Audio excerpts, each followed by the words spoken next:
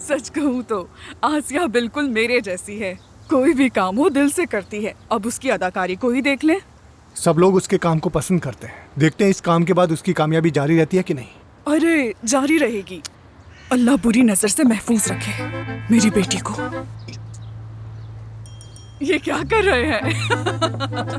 मैं तो नजर उतार रही थी। कहते हैं ना कि कोई अच्छा काम कर रहा हो तो उसे नजर लग जाती है। मैं तो चाहती हूँ कि मेरी बेटियाँ बुरी नजर से महफूज रहें, इसलिए ये सब करती रहती हूँ। आप तो जानते ही हैं कि हम गरीब लोग हैं। मेरी बेटी इस मोहल्ले में पहली लड़की है जो अदाकारी कर रही है, इसीलिए मैं अपनी बेटी को बदनजर से बचाने के लिए ये सब करती रहती हूँ। अम्मी जान, क्या हो गया है आपको? आप इनसे ऐसी बातें क्यों कर रही हैं? इनका इन सब बातों से क्या लेना देना?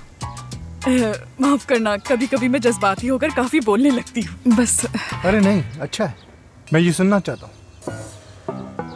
देख लो नाज़ली, ये मेरी बातें दिलचस्पी से सुन रहे हैं। अच्छा ठीक है। ठीक है अम्मी, आप बताएं चलें। आप जानते हैं कि एक ईद ऐसी आई कि मेरे बच्चों के पास नए कपड़े नहीं थे पहनने के लिए। अल्लाह का शुक्र है जब आसिया ने पैसे कमाए तो मैंने बच्चों के लिए कपड़े लिए।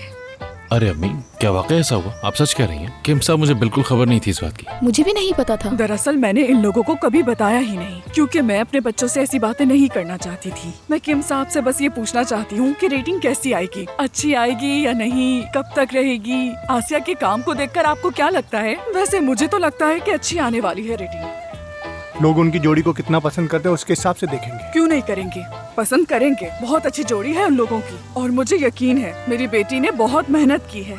अगर वो पहले नंबर पर आई तो मैं गरीब बच्चों को खाना खिलाऊंगी इंशाल्लाह। हाँ, और उन बच्चों में तोहफे भी तकसीम करूंगी, बच्चे खुश हो जाएंगे। हाँ अम्मी, आप तोहफे दे दीजिए। इतने अच्छे कामों में देर किस बात? बिल्कुल बेटा, बिल्कुल ठीक कहा। अच्छा हुआ ना हम अपने साथ बकलावा भी ले आए। नसरीन, अब ये बकलावा बीच में कहाँ से आ गया? तो क्या हम वहाँ खाली हाथ जाते? ये बदतमीजी होती। अभी भी वक्त है, हमारा मामला तो वैसे भी लटका हुआ है। मुझे भी इसी बात का डर है। क्या कहा तुमने? अरे आसिया, तुम मुझे बोलने पर मजबूर मत ही करो प्लीज। तुम्हारे घर की सूरत हाल वाज़ेह है, ऐसा लगता है किसी ने बम फाड़ दिया हो। हाँ, और जो मुझ पर अचानक बम फटा है उसका क्या? बिल्कुल इस तरह लगा कि मैंने आधी रात को अपने कमरे की खिड़की खोली है और मैं सहन में चोरों की तरह घूम रही हूँ। कसम से बड़े बड़े धमाके तो मेरी अपनी जिंदगी हद हो गई है। ये क्या कर रहे हो तुम दोनों? क्या मंगनी होने के बाद कोई ऐसे झगड़ा करता है? जो भी तुम दोनों को देखेगा वो क्या सोचेगा? नसरीन, तुम अपनी आर्टिस्ट को समझाओ ना। मैं चुप ही हूँ। पहले तो ये तमाशा करता है, उसके बाद मुझे पागल कर देता है, फिर कहता है कि मैं पुरसुकून हो जाऊं। ये सब कुछ तुम्हारी माँ की उन फजूल फ्रांसीसी पार्टियों, तुम्हारी क्लब में फ्लर्टिंग, उस सब का ही नतीजा है। मैं तुम्हें बता रही हूँ, हम वो डील नहीं कर सके और अब मेरी फैमिली की वजह से हमें ये मौका मिला है और तुम अब भी बातें बना रहे हो मुझ पर। ये चांस ना मेरी वजह से मिला है, वरना तुम तो फ्लर्टिंग में ही पूरे हो। यार, बहस बात करने को तुमने फ्लर्टिंग में तब्दील कर दिया। किसी छोटी बात को बड़ा बनाना तो कोई इससे सीखे नसरीन।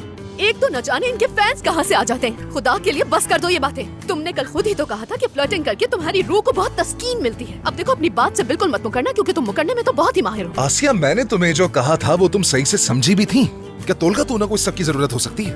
वो मेरे फैंस थे और उन्हें मेरे साथ रहकर सिर्फ और सिर्फ खुशी महसूस होती है, लेकिन एक तुम हो के कुछ और ही समझ बैठी हो। अरे बस करो ये बात। बिल्कुल तुम्हारी तरह। तुम दोनों मुझे ये बताओ, तुम लोग जैसे अभी लड़ रहे हो, अगर उनके सामने भी लड़े तो वो क्या सोचेंगे?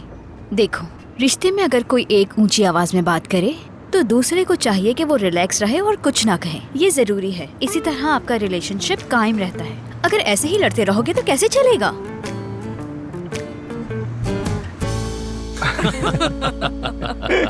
ये तो बहुत अच्छा बच्चा है।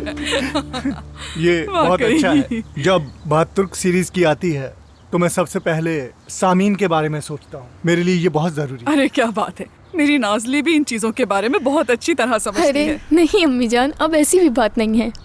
अरे वाकई अम्मी, ये क्या किया है आपने? ओह कदीर, आप क्या करती हैं? मैं भी एक्ट्रेस हूँ। ये तो अच्छी बात है। क्या कोई काम किया है आपने? हाँ वो तो है। दरअसल मुझे आसिया की सीरीज में राइवल वाला रोल ऑफर हुआ था, लेकिन सच कहूँ तो मैंने मना कर दिया क्योंकि वो मुझे सूट नहीं करता।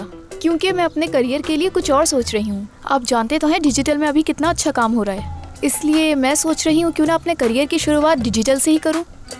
बस इसी के इंतजार में हूँ। आ गई मैं। नाज़ली मेरी जान, तुम तो कामकाज में मेरी बिल्कुल मदद नहीं करती, कभी मेरा हाथ भी बटा दिया करो। चलो जाओ पेस्ट्री ले आओ। ठीक है। किम साहब, अगर सच कहूँ तो मुझे ये सीरीज बहुत पसंद है और मैं ऐसी सीरीज बहुत शौक से देखती हूँ। मैं एक सीरीज चूज करती हूँ और तब तक देखती हूँ कि जब तक वो खत्म ना हो जाए। हर रोज देखती हूँ मैं, हर रोज। ओह, ये तो अच्छा है। हाँ बिल्कुल। कदीर, और तुम? नहीं, बस जब मेरी बहन और मेरी अम्मी देखती हैं तो मैं भी कभी कभी उनके साथ ही देख लेता हूँ, वरना ज्यादातर तो मेरी टीवी देखने की आदत ही नहीं है।